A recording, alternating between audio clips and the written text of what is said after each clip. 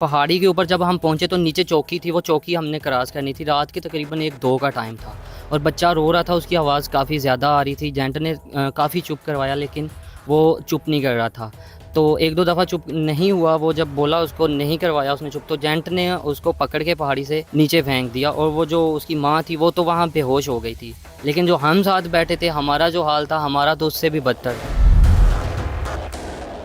तो उसका कहना ये था कि अगर मैं ना फेंकूंगा तुम सब लोग पकड़े जाओगे, मैं भी पकड़ा जाऊंगा, वो मार देंगे ये वो। उसने बच्चे को पकड़ा और नीचे फेंक दिया। सिर्फ 1 सेकंड के लिए, 2 सेकंड के लिए उसकी आवाज़ आई नीचे जाते हुए, बाद में उसकी आवाज़ बंद हो गई वो बच्चे की।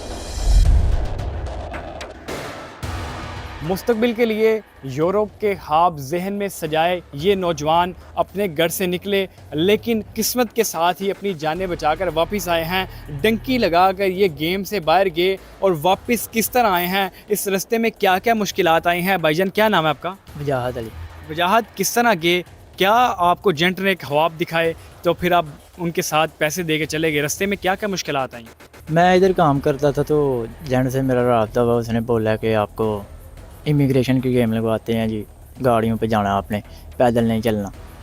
तो उसने बोला कि चलो, हम चले गए 3-4 दोस्त, उधर गए हैं कोयटा तक, हम गाड़ियों पे गए हैं, फिर आगे से हम टोटली पैदल गए हैं तकरीबन। अच्छा, कितने दिन पैदल चलते रहे हो? 6-7 दिन पैदल चलते रहे हैं, दिन भी और रात भी। फिर क्या हुआ? फिर खाने को कुछ नहीं देते थे और पानी भी नहीं देना, पता ही नहीं करना, कॉल भी नहीं उठानी। बहुत नंबरों से कॉल की है उनको लेकिन कॉल नहीं थे उठाते। रास्ते में कोई खौफनाक क्या मंजर देखे आपने? उधर इंसानी हड्डियाँ, ढांचे, सब कुछ उधर पड़ा होता था। 3 लड़के तो मेरे साथ, तीनों की डेथ हुई थी गंदे पानी की वजह से। पानी पिया उन्होंने? पानी पिया, उसमें कीड़े थे, वो अंदर चला गया, उधर ही तीनों की डेथ। अच्छा, आपको पीने के लिए पानी भी नहीं देते थे? नहीं, बिल्कुल नहीं, छपड़ियों से ही गंदा पानी पीना है। फिर कहाँ तक पहुँचे, कहाँ से गिरफ्तार हुए, वापस कैसे आए? मैं तातवान तक गया था, तुर्की तक।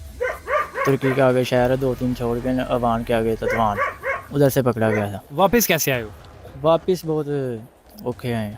कितने पैसे लगे जाने के लिए, कितने दिए, और वापसी के लिए कितने दिए? 3 लाख जाने का दिए, 2 लाख आने का दिए। पकड़े कैसे गए आप, मुझे ये बताएं ना, जब जेंट आपको लेके जा रहा था? जेंट उधर खुद पकड़ाते हैं मज़ीद पैसे कमाने के लिए। क्या ख्वाब लेकर आप जेंट की बात मान कर गए और वापस कैसे आए? जैसे ये भाई बता रहे थे कि 3 जो इनके दोस्त थे वो रास्ते में अल्लाह को प्यारा हो गया, आपने क्या खौफनाक मंजर देखा रास्ते में? ये बिल्कुल ऐसा ही हुआ कि कोयटे तक तो गाड़ियों में सफ़र था। जब कोयटे से आगे हम पंजगुर बॉर्डर के ज़रिए जब हम ईरान में इंटर हुए हैं तो वहाँ जो टोटल सफ़र था, पहले तो सहरा था, रेत ही रेत हो हर तरफ, और गर्मी की शिद्दत भी काफ़ी थी। तो वहाँ से पहाड़ियों का सफ़र हमारा शुरू हुआ। पहाड़ियों के सफ़र में टोटल जो दिन रात का सफ़र था वो पैदल था। दिन को भी हम चलते रहते थे, रात को भी तकरीबन रात के 2-2, 3-3 बजे तक भी हम चले हैं, बिना पानी पिए, बिना कुछ खाए। खाना तो दूर की बात है, वो तो हमारी कॉल भी नहीं उठाते थे कि बंदे हैं भी कि नहीं, हमारे साथ भी कोई नहीं होता था। तो वहाँ जो पहाड़ियों का सफ़र, वहाँ पे हमें इंसानी जिस्म के जो ढांचे होते हैं, हड्डियाँ, वो तक भी नज़र आई हैं, जो करेंगे वो भी नज़र आए हैं। और काफ़ी ज़्यादा जो सामान वगैरह होते हैं, शूज़, मतलब सब कुछ वहाँ होता था, लेकिन हिम्मत नहीं होती थी कि हम यहाँ से कुछ उठाएं। अपना आप बड़ी मुश्किल से लेके जा रहे होते थे। और उसमें ये होता था कि बच्चे, औरतें और बूढ़े तक भी जो है ना वो टंकी। अच्छा, बूढ़े, बच्चे, औरतें भी टंकी लगाती हैं? बिल्कुल। औरतों के मर्द जो हम थे वो 40 थे और साथ तकरीबन 60 औरतें थीं। जो औरतें थी वो ज़्यादा थी हमसे। और औरतें जो होती हैं वो, उनका सिस्टम ये है कि वो पाकिस्तान से नहीं, वो अफ़गानी होती हैं। टोटल 40 हम लड़के थे और 60 वो लड़कियां थी, औरतें थी, उनमें बच्चे भी थे।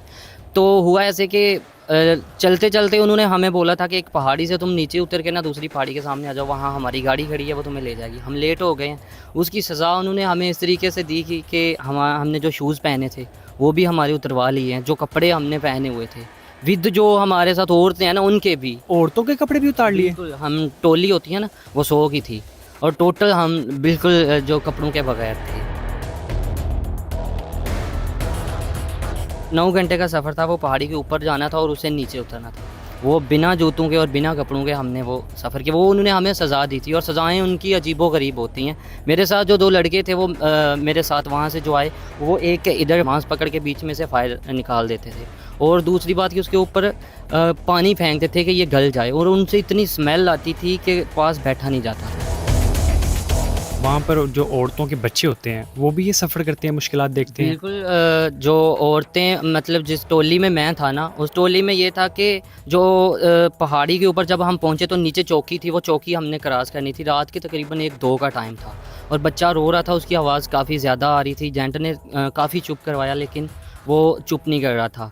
तो 1-2 दफ़ा चुप नहीं हुआ, वो जब बोला उसको नहीं करवाया उसने चुप, तो जेंट ने उसको पकड़ के पहाड़ी से नीचे फेंक दिया और वो जो उसकी माँ थी वो तो वहाँ बेहोश हो गई थी। लेकिन जो हम साथ बैठे थे, हमारा जो हाल था, हमारा तो उससे भी बदतर था। उसका कहना ये था कि अगर मैं ना फेंकूँगा तुम सब लोग पकड़े जाओगे, मैं भी पकड़ा जाऊँगा, वो मार देंगे ये वो। उसने बच्चे को पकड़ा और नीचे फेंक दिया। सिर्फ़ 1 सेकंड के लिए, 2 सेकंड के लिए उसकी आवाज़ आई नीचे जाते हुए, बाद में उसकी आवाज़ बंद हो गई वो बच्चे की। अच्छा, अब भी ऐसे कोई नौजवान है जो डंकी लगाकर बाहर जाना चाहते हैं, उनको क्या मैसेज देना चाहें? क्योंकि आपने तो सारा मंजर देखा ना। मैं तो बस इतना कहूँगा कि ये जो ख्वाब होते हैं ना, ये जो एजेंट लोग हमें ख्वाब दिखाते हैं, ऐसा वैसा होता कुछ नहीं, बहुत सब्ज़-बाग दिखाते हैं। लेकिन आगे जाके जो ज़लालत होती है ना, ये जान है, अगर जान है तो सब कुछ बंदा कमा सकता है। वहाँ जाके इतना बड़ा रिस्क लेने के ज़रूरत नहीं। हम अगर पाकिस्तान में रह के हमें जूते भी सिलाई करने पड़ जाए ना, तो मैं कहता हूँ कि 500 रुपया दिहाड़ी भी यहाँ पे 500 रुपया दिहाड़ी में काम मिल जाए ना, गटर साफ़ करने पड़ जाए वो कर ले, लेकिन ज़रा वहाँ जाने की जो ख्वाहिश है उसको मार दें तो बेहतर है। क्योंकि घर वाले भी पीछे ये उनको होता है कि हमारा बच्चा पता नहीं ज़िंदा भी है कि मर गया है, क्या सिस्टम है। 20-20 दिन, पूरा महीना बात तक नहीं होती, किसी को पता नहीं होता कहाँ है। जेंट से बात नहीं होती, जेंट कॉल ही नहीं उठाता। नाजरीन, आपने यहाँ पर इन नौजवानों की बात सुनी। ये अपने मुस्तकबिल के लिए यूरोप जाने के ख्वाब ले ज़हन में यहाँ से निकले, लेकिन वहाँ पर जो खौफनाक मंजर इन्होंने देखे कि पहाड़ी से बच्चे को नीचे फेंक दिया गया। उसकी सज़ा सिर्फ उसका जुर्म बच्चे का ये था कि वो रो रहा था। एजेंट का ये कहना था कि इसकी आवाज़ से कहीं हम सब लोग पकड़े न जाए। तो देखने वालों के लिए इस स्टोरी का सबक यही है कि आप अपने बच्चों को डंकी लगाने और गेम के ज़रिए कभी बाहर ना भेजें, वरना ये जो डेड बॉडियां हैं वो आती रहेंगी।